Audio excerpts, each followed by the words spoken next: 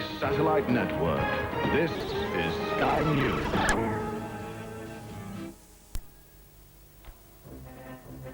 North Korea agrees to curb its nuclear program. Rail track offensive, new campaign to stop the strikes. And tension in Ulster, 25 years after troops took to the streets. This is Sunrise, with David Glencorse and Linda Duberly. It would lead to very, very serious mass murder on the streets of Northern Ireland. All right, Lord Fitt, thank you very much indeed for joining us this morning. Thank you very much, sir. Well, it's a problem for everyone leaving home and going on holiday. How can you be sure of catching up what's happening in Albert Square, Coronation Street, and all those other soap operas?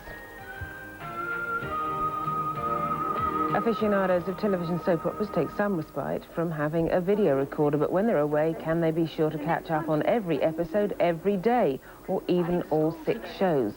One man has the answer. He's a soap addict, and when he's away, he sets 6 recorders to save all 6 programmes. Well, joining us now is Chris Stacey, who believes that he's Britain's top soap opera expert. Good morning, Chris. I can't believe that. 6 tape recorders. That's right, yeah. All in your front room? All scattered all over the place, actually, because you can never rely on the power going off while you're on holiday.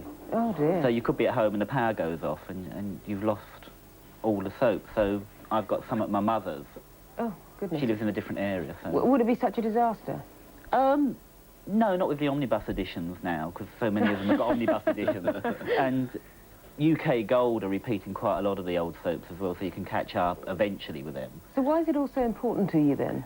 I wouldn't say it's that important to me, no. Sounds important. I can live without it. I'm here today. I mean, if I wasn't here, I'd be at home watching soaps, but I've come here, so... Yeah, but you've got it on tape. You can see it tomorrow. Yeah, I can see it tomorrow. But there's about 24 hours of soap opera a week on TV. Goodness. You must be busy. If you count everything included. But what's so important about watching them? Why do you do it? Because I enjoy them. But why do you enjoy them? Well, I think it's like real life, isn't it? I mean, saying that, the American ones you can't say are like real life, obviously, because they're glitz and glamour and whatever. But the English ones and some of the Australian ones are a bit like real life. I mean, but why don't you have a real life and spend your time... I do. You do? I'm here. Right. That is real, isn't it? Yeah. I'm here sitting talking. Which is more important to you, then, having a sort of real life or watching real life acted out on a soap opera? I think real life is a soap opera. We all lead a soap opera. I suppose to a certain extent it is. But some people might suggest to you that you lead a very sad life if you're into it that much. I mean, even coming here, you've got the tape on, you've got all the soaps on tape, and you're able to go back and watch them day after day after day. Yeah, no, it's not a sad life, because I do actually go out and party. I mean, I wouldn't say it's the be-all and end-all. I actually do a normal job. I go out, work 9:30 to 6, and then come home and watch them. What's your favourite, then? I have to say, I think Coronation Street is still the best by far. Why is that? Because it adds real life, and it also adds a bit of comedy to the whole thing. It's moved on a lot in recent years, hasn't it? It's become a lot slicker. I mean, in the old days, in the black and white days, you could hear the cameras moving around, you could hear people coughing in the background. Yeah. But now it's improved, and it is very, very good. What about Brookside and EastEnders? They've got a lot of new storylines, and some of them are quite similar. I mean, the advent of the lesbian scenes and stuff like that, that's really taking it on. It is, yeah. And I think Brookside and EastEnders particularly are more real life than Coronation Street. I think Coronation Street is a bit of escapism thrown in, but Brookside and EastEnders, they do what they do very, very well. You're disappointed that they've got rid of Ivy Tilsley and Coronation Street? I told you. No, not really. I think Coronation Street can survive without any of the characters. My wife has to watch it because she's a television editor. I don't really watch it. What about the really escapist soap operas, like particularly the American ones, Dallas, Dynasty, the old ones, Knots Landing? Do you like those for the escapist content? Yeah, I mean, I think Knots Landing is the best American programme on television. It's now ended. It ended last year in America.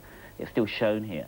And I think that was very, very good, because it was escapism with a bit of real life thrown in, because you saw these women doing the washing up in these posh frocks, you know, with these massive shoulder pads.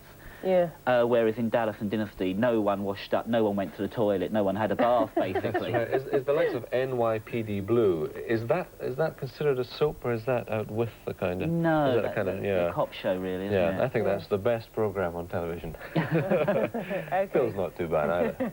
Okay, Stacey, thank you very much Pleasure. for taking the time out to join us. Right, coming up next, with all the sports news for you this morning on Sunrise, Charlie Thomas, he'll be here, and the sports news will include coming to Canada, Victoria, preparing for the Commonwealth Games.